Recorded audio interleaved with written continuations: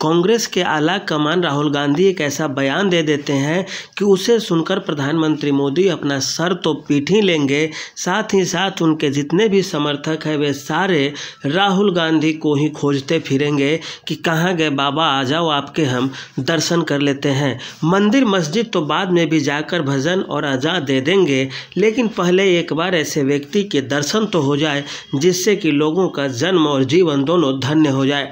एक बार उड़ीसा में रैली को संबोधित करते हुए राहुल गांधी बोल उठते हैं कि प्रधानमंत्री मोदी ओबीसी अर्थात पिछड़ी जाति से आते ही नहीं हैं। वे फिर वही बोलते हैं कि प्रधानमंत्री मोदी गुजरात में तेली जाति से आते हैं और तेली जाति सामान्य वर्ग की जाति है।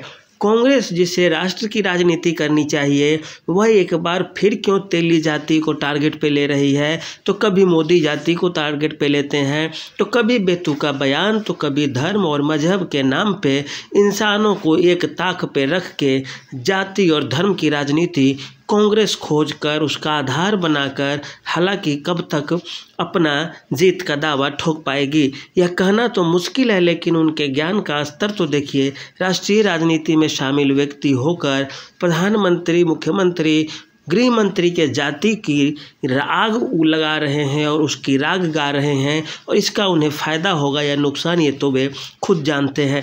दरअसल बात की जाए तेली जाति की, तो गुजरात में जो तेली जाति जिससे प्रधानमंत्री मोदी आते हैं, यह आज तक कोई नहीं जानता था कि मोदी तेली जाति से हैं या बनिया जाति से हैं या कुशवाहा जाति से हैं, लेकिन वे बोल रहे हैं कि तेली जाति से आते हैं।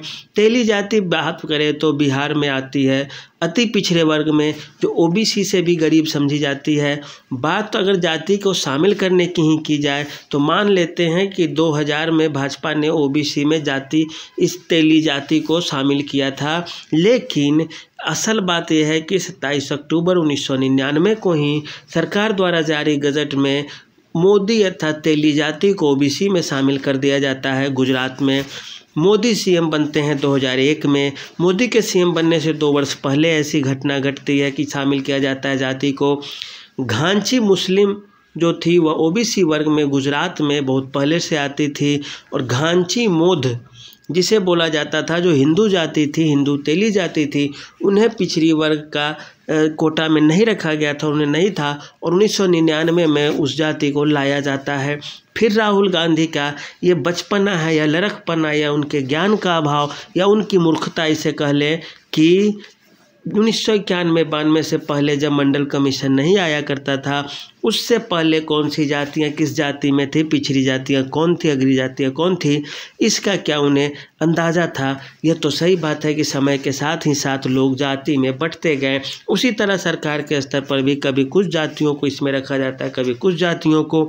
केंद्र सरकार में बात करें तो जाटों को सामान्य जाति में रखा जाता है, लेकिन कल को स्थिति बदलती या कुछ वैसी हो, यदि जाटों को पिछड़ी जाति में कर दिया जाए तो क्या राहुल गांधी जैसे कांग्रेसी नेता, जो मोदी या पिछड़े वर्ग के नेताओं से जलन होती है, जिन्हें जो नहीं चाहते कभी कि पिछड़ी जातियां अब केंद्र की सत्ता में आए, सरकार में आए, और उन जातियों का विरोध करने वाली पार्टी कांग्रेस, हालांकि कैसे इस चीज़ को बर्दाश्त कर पाएगी? क्या वह बोलने का ताकत रखेंगी कि जाट भी पिछड़ी जाति से आता तो है, लेकिन इसे 2014 या 2024 या 2034 में शामिल किया गया था। तो यह तो हकीकत है कि सारी जातियों को धीरे धीरे ही शामिल किया गया था, जैसे जैसे सरकारों में संज्ञान लिया वैसी उसी तरह से यह बढ़ता चला गया। लेकिन एक राष्ट्रीय राजनीति में होने के बाद प्रधानमंत्री और मुख्यमंत्री और राज्यपाल की जाति को पूछकर या उसकी आग लगाने से क्या फ़ायदा? क्या वे बचपन है या बचपना है या 5 साल के बच्चे हैं जो यह नहीं जानते कि इन रागों को आलाप करके हम खुद अलग थलग हो जाएंगे और सारी की सारी पिछड़ी जातियां हमारे पीछे पड़ जाएंगी? और क्या पिछड़ी जाति का लोग केंद्र की सत्ता और सरकार में नहीं आ सकती? क्या कोई भी व्यक्ति कभी भी शपथ ले, कभी भी कुछ करे, और वे आज जिस जाति में है, क्या आप उसे नहीं मानेंगे?